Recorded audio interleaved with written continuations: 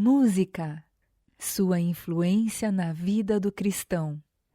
Capítulo 1. O papel da música.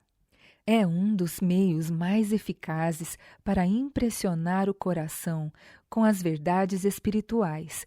Através dela, as tentações perdem o seu poder, a vida assume novo sentido e propósito, e o ânimo e a alegria se comunicam a outras pessoas. Seu poder. A história dos cânticos da Bíblia está repleta de sugestões quanto aos usos e benefícios da música e do canto.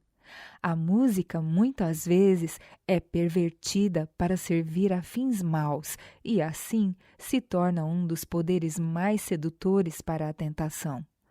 Corretamente empregada, porém, é um dom precioso de Deus, destinado a elevar os pensamentos para as aspirações nobres e sublimes, a inspirar e elevar o espírito. Assim como os filhos de Israel, atravessando o deserto, suavizavam a viagem pela música de cânticos sagrados. Deus ordena a seus filhos hoje que alegrem a sua vida peregrina. Poucos meios há mais eficazes para fixar suas palavras na memória do que repeti-las em cânticos. E tal cântico tem maravilhoso poder.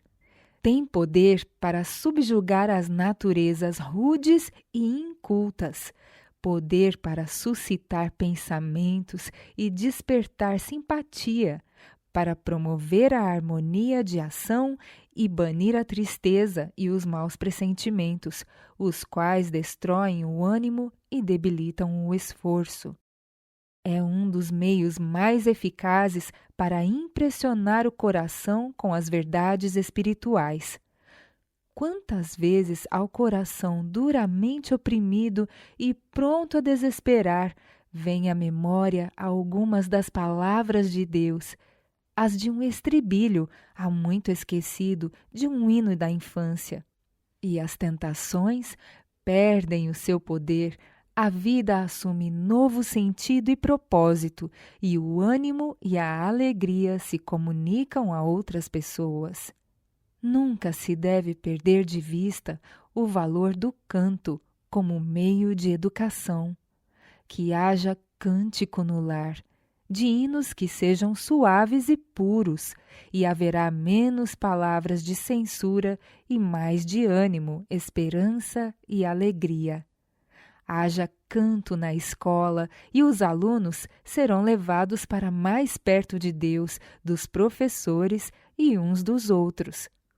Como parte do culto, o canto é um ato de adoração tanto como a oração. Efetivamente, muitos hinos são orações. Para vencer o desânimo. Caso houvesse muito mais louvor ao Senhor e menos repetição de expressões de desânimo, muito mais vitórias seriam obtidas. Que o louvor e ações de graças sejam expressos em cânticos. Quando tentados, em vez de expressar nossos sentimentos, ergamos pela fé um hino de gratidão a Deus. O canto é uma arma que podemos empregar sempre contra o desânimo. Ao abrirmos assim o coração à luz da presença do Salvador, teremos saúde e sua bênção. Para impressionar o coração com a verdade. O canto é um dos meios mais eficazes para gravar a verdade espiritual no coração. Frequentemente, pelas palavras de um canto sagrado, são liberadas as fontes do arrependimento e da fé. Para fortalecer a vida cristã. À noitinha e pela manhã, os filhos devem ser reunidos para o culto a Deus, lendo sua palavra e cantando seu louvor. Devem ser ensinados a repetir a lei de Deus. Os israelitas eram ensinados acerca dos mandamentos. E as intimarás, as palavras, a teus filhos e delas falarás, assentado em tua casa e andando pelo caminho, e deitando-te e levantando-te. Portanto, Moisés orientou os israelitas a colocar em música as palavras da lei. Se era essencial que Moisés incorporasse os mandamentos nos cânticos, de modo que, enquanto caminhassem pelo deserto, os filhos aprendessem a cantar a lei, verso por verso, quão essencial é, no campo atual, ensinar a nossos filhos a palavra de Deus. Vamos fazer o que o Senhor espera, instruindo nossos filhos a observar os mandamentos ao pé da letra. Façamos tudo quanto nos é possível para colocar música em nosso lar e Deus possa aí entrar. Para tornar o trabalho mais agradável. Tornemos agradável o nosso trabalho por meio de cânticos de louvor. Para afastar o inimigo. Vi que diariamente devemos nos levantar e dominar os poderes das trevas. Nosso Deus é poderoso.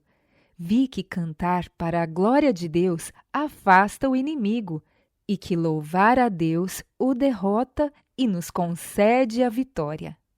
Para vencer a tentação. Quando Cristo era criança como estas, era tentado a pecar, porém não cedia à tentação. Ao ter mais idade, ainda era tentado, mas os cânticos que sua mãe lhe ensinara vinham-lhe à mente, e ele erguia a voz em louvor. E antes de os companheiros se aperceberem, estavam cantando com ele. Deus quer que nos sirvamos de todos os recursos que o céu tem providenciado para resistir ao inimigo, para trazer alegria. O alvorecer encontrava-o, Jesus, muitas vezes em algum lugar retirado, meditando, examinando as Escrituras ou em oração. Com cânticos, saudava a luz da manhã. Com hinos de gratidão, alegrava suas horas de atividade e levava a alegria celestial ao cansado e ao abatido. Para criar um ambiente inspirador, exprimia frequentemente o contentamento que lhe ia no coração, cantando salmos e hinos celestiais.